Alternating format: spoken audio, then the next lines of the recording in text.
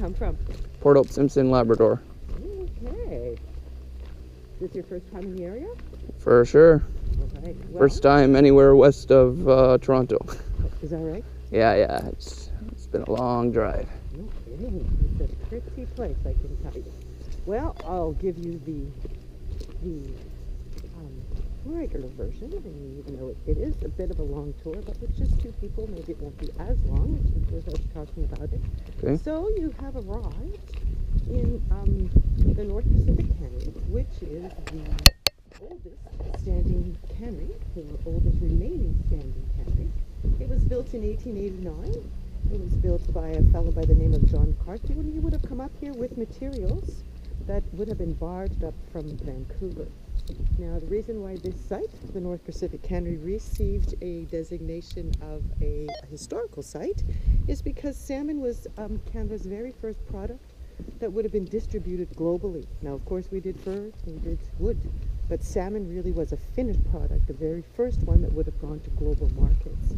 Now, these sites, when you came up here, you would have driven along this road, and you would have passed this sign that says Inverness.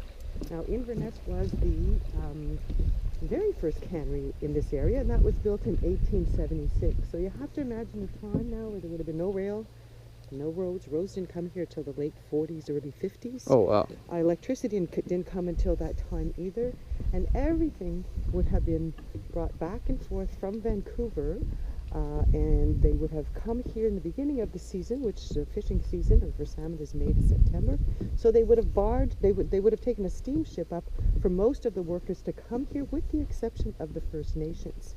So there would have been around 800 canneries from California to Alaska, 200 alone along the coast of BC, and 50 along just along the Skeena, which is in that direction there, and we're a part of that. This is the northern arm of the Skeena. This is the Inverness Passage, so this is tidal water, so we have salt and fresh water in here. And if you go in this direction, then we will go out to the dock after, and that's where the Skeena is. So Inverness was over here. Can't see much now with these types of clouds, but you know, it changes quickly here, so maybe we will be able to see a little better when we go out to the dock. But essentially, these places were, like, they were built, and they were enhanced, and they really changed the economy up here, particularly for First Nations too. The only folks that would have come here, women, would have been First Nations. So First Nations would have come, the nations that would have come here are Tsimshiu, Gitxsan, and Niska. And they would have come here for the fishing season, whole families. They would have been in these little types of houses. Okay. A family of 8 to 10 would have lived here. And you can see by these pictures, we would have had about 100 or 110 of these homes at one time. Wow. They would have taken care of their own cooking, which means that they would have taken care of their own food as well. The Europeans would have had a different setup, but the First Nations, this is how they would have lived. There would have been a hole somewhere in the property, and that would have been used as a lavatory. And the tide, which is now out, but the tide would have acted as a flushing device. Now, we're talking 92 years of history here, so the major changes, of course, would have been technological changes, and the fleet being mechanized, so boat engines. But boat engines didn't come here until the late 30s. Okay. So we have a good 40 years of everything done manually. So the Chinese would have come as well. We would have had Chinese, Japanese, First Nations, and Europeans. Europeans mostly were the management of the cannery, and they all would have come up from Vancouver.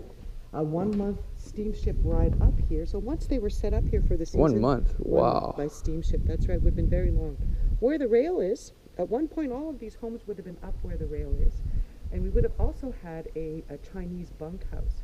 So the First Nations of this area here, particularly of this area, because these are close neighboring areas, cities weren't there yet, they have been strongly influenced by Chinese cuisine. Okay. And we'll also find a lot of First Nations of this area will have Chinese last names, because the only women here technically on site would have been First Nations. So a family of 8 to 10 would have lived in here, and at the age of 8, kids could go work in the cannery. So along over here is where the Chinese bunkhouse would have been. Okay. And they did move. Most of these structures would have been moved when the rail came. And the rail only came by 1914. So they would have had a fair amount of time here before the rail came. No roads, of course. So really, the major transportation that's occurring, it's all on the water passage, on this Inverness Passage.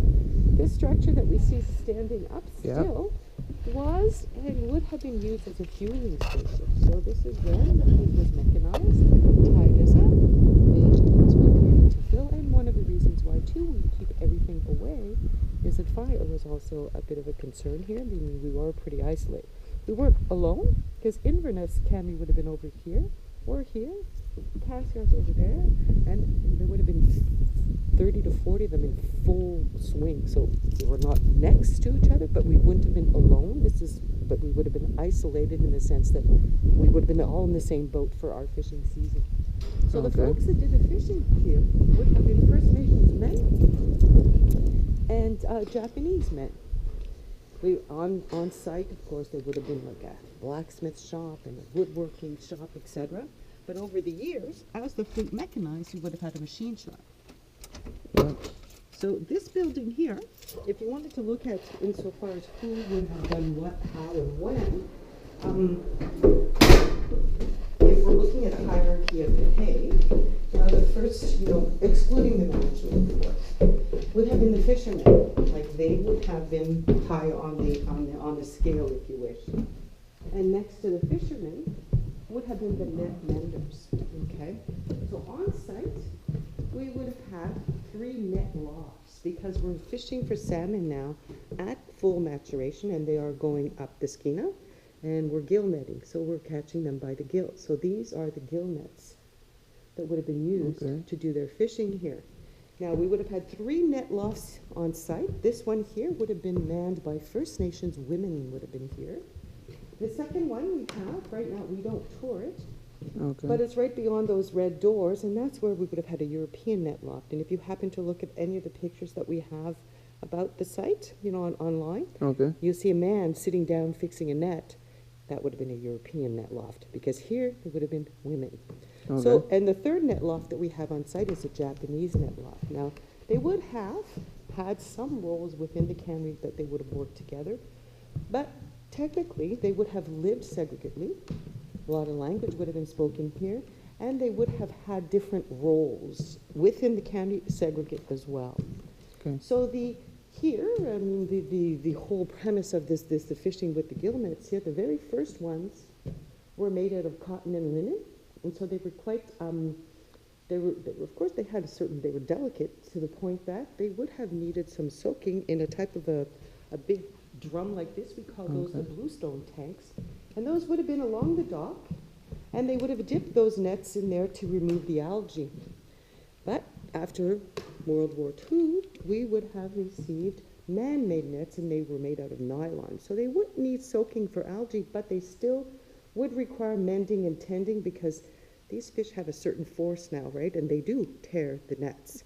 So up here, they would have had hung these nets up. They would have dried.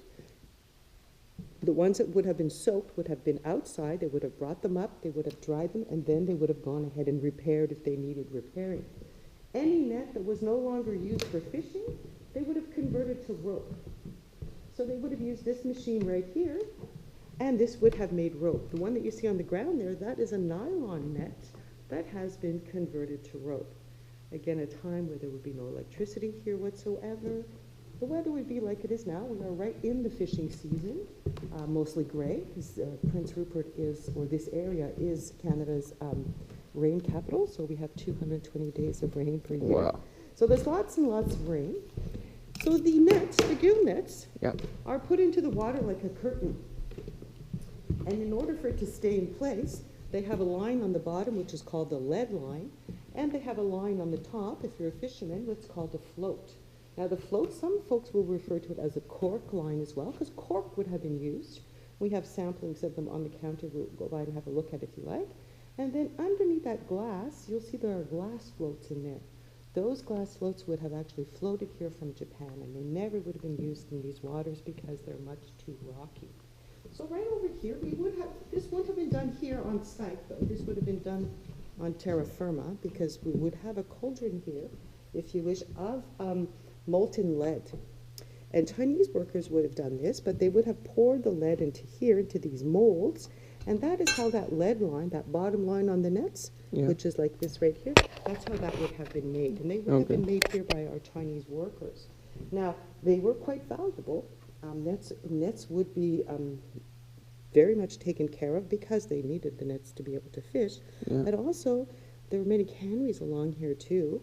And in the mold, there would have been a specific demarcation on these lead beads in order to identify whose nets they were.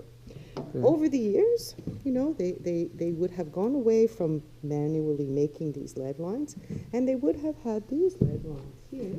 And these, even though it looks like a pretty light rope, it's not. And Yeah. there's lead inside. So, but those would have been fashioned in Vancouver. So again, no electricity whatsoever, and lots of kids would have been on site here. A lot of kids would have been here. So kerosene, they did use kerosene lanterns and lamps, and they would have been on these types of skids in order to pull about as needed. So here are the glass floats that would have never been used here, but they have floated here. And here are the man-made. After a while, those nylon nets, we would have also had man-made floats. So these would not have required any mending or tending or care, but the nets still would require some mending because they could tear. The floats that are the cork here, here, abundance of cedar, of course, these would have been used as well. A little more cumbersome to use, but they certainly float. And they would also have treated these in order for them to retain their buoyancy, because over time they would have become waterlogged. So the last thing that we really, so you can imagine it would have been, they would use this premise as well. This is why we have the swing here too, to signify that, you know, kids would have been, you know, around here. They would have played here. They would have had various functions here. They could have had, you know, communal dining here as well, but they would have had that together. First Nations now would have been here. So that's why swings and, you know, would have been a lot of activity up here. The last thing that we comment on up here is the fish trap here. And this would have been fashioned again by First Nations. And so essentially the way the methodology of fishing with this is that, again, the instinct is so great, right? The salmon are going upstream. This they wouldn't put this off the side of a boat. They'd put this on the side of the river. And the fish, of course, they have no intentions of going back. They're going upstream, and they would eventually just bunch up, and so they would be trapped. So that's another. And they just keep swimming, and if they just realized that they could stop swimming, they would not come back. The instinct is too great, because now they're going up to spawn, right? Yeah. So the instinct is too great to go in that same direction. So they would literally just bunch up at the end of it, and this is how they would have caught fish as well. Kids in this area, you know, elementary kids, school age, they're often asked to reproduce this at school like a little project. So they would try and reproduce one of these traps. Okay. So downstairs, we don't comment too much about downstairs, but nonetheless, a lot of folks get great pleasure in seeing some of these old engines. Because again, originally everything would have been manually. We would have had a place where they would have worked on the fleet. We would have had various things. But as it mechanized, of course, we will have lots of things that we have still on site. And these are different components that at one point would have been used. But when a lot of these places were decommissioned, a lot of the stuff were just abandoned. So they were literally picked right back up, and they were brought up here. You'll notice throughout the site, different sizes, different colors, different state of decomposition. Really, these would have been used once the fleet was mechanized to cover the propellers, because you're fishing with your nets, so you wouldn't want the nets to be tangled cut, up. yeah. Exactly. And over here, So what are all these engines used for? oh, The boats? a variety. Oh no, they would have been for. There are some marine engines up here as well, but there are some engines, and some particularly this diesel engine here would have and could have been used to fire up some of these tools over here. And these tools were all used during the restoration work from 2001 to 2004.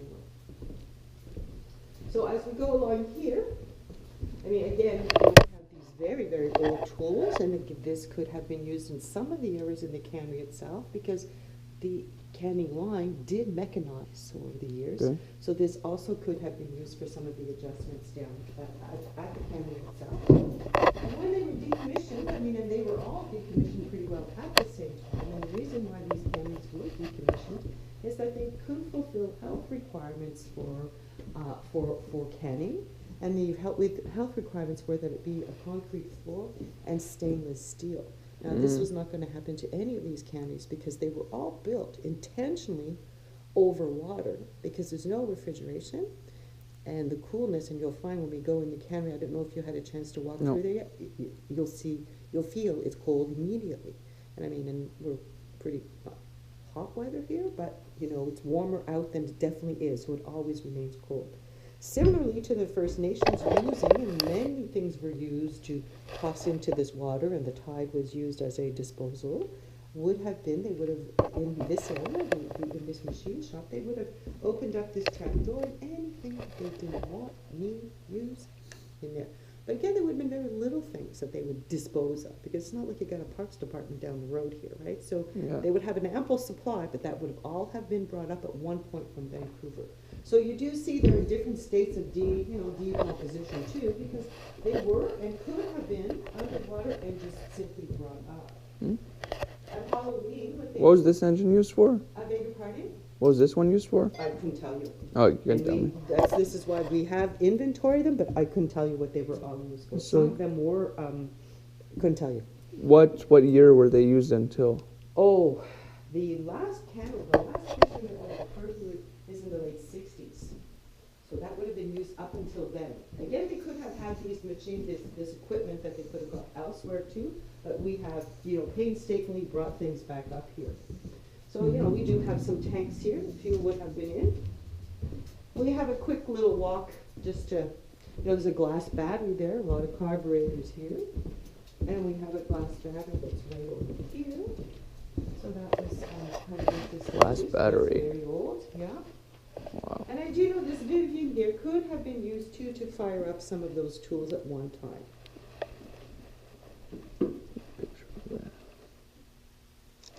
Cool out. Yeah. A lot of people stop and take a picture of that one too. So I do point that one out. So again, this is where First Nations would have been. About 800 to 1,000 people at one point would have lived on these premises. And if you see at a distance, you see those two pilings right along the shore. This is how far all of these little homes would have gone. So there would have been a lot of people living here. So lots and lots and lots of kids too, lots of families. At the age of 8, kids could go and work in the cannery. So, it was, it would have changed a lot.